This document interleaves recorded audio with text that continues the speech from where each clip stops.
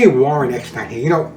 Recently I've been getting a lot of questions on the radio show and from listeners writing to me saying, Warren, I call my dog and it's like talking to the wind. He doesn't come back when I call him.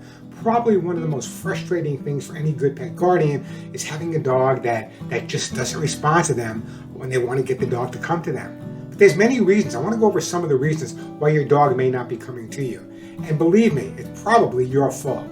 Number one, when you call your dog to you, do you sound angry? Get over here. What did you do? If you sound angry, it's going to delay your dog's response. They're smart enough to realize your tone of voice isn't particularly in a good mood and they'll respond accordingly. So don't call your dog when you're angry. Never call your dog when you're frustrated. And a lot of people make a big mistake. They say to their dog when they're doing something wrong, let's say your dog's name is Molly. Molly, no. Molly, bad dog. Molly, get over here. Molly, what did you do? Never use the dog's name with anything negative. I want the dog to associate its name with only positive things. And by the way, speaking of positive things, when you're training a dog, you should really only use the dog's name when there's motion involved. For example, when you want to tell the dog to sit, he's usually right next to you. You don't use his name, just say sit. You don't want to get him excited. So what happens when you want motion, come or heel, you want to get the dog excited and moving, then you can use the dog's name. Molly, come, Molly, heel, whatever you want to do at that point.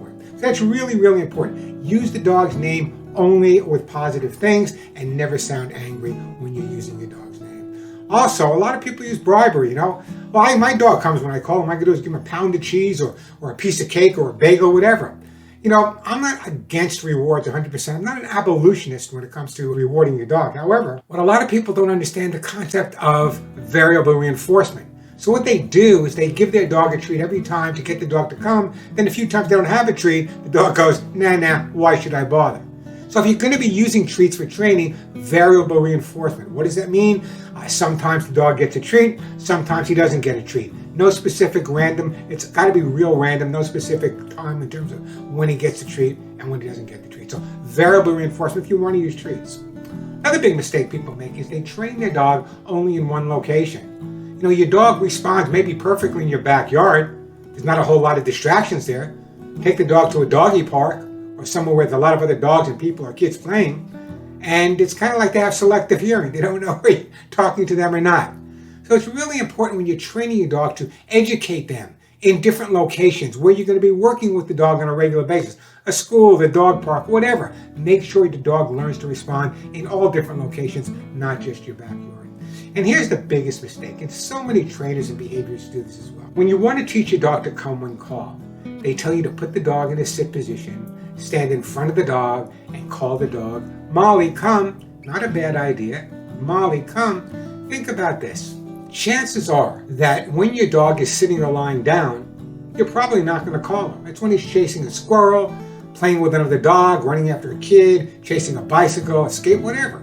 So what do you need to do? You need to train your dog from motion. So rather than just train your dog from sitting and calling your dog to come to you, what I recommend doing is when you're walking with your dog, all of a sudden take some steps backwards, run if you have to, and call the dog. Now he's got to turn and come to you. If you're consistent with that, you're actually teaching your dog to come from motion. Real important in terms of overall response. Also remember, when the dog is at the dog park, there's a lot of distractions going on. Work with them in areas where there are distractions so your response is pretty consistent. What does a consistent response mean? Anyone who tells you their dog listens to 100% of the time is either lying or abusing their dog. 85-90% of the time, that's what I recommend when you're training a dog. So remember, I know it's frustrating, and I know when you call your dog he doesn't want to come, but even if it takes you a half hour to get him back, when he gets to you, give him a lot of praise, a lot of positive attention. Otherwise, why should he come back the next time? Now remember, you can start out with a 6-foot leash, run backwards, getting the dog to come from motion. Then you can extend the leash and get what's called a light line or a lunge line in horses.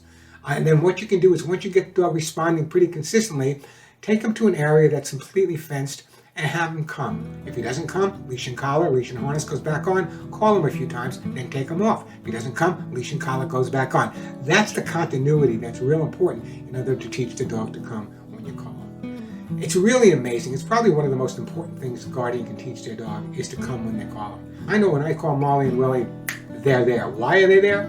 Because they know when they get there, Pop's going to give them a big hug, a big kiss, and we're going to play for a while. Make it positive, make it fun. Don't be boring when training your dog. I'm Warren Eckstein.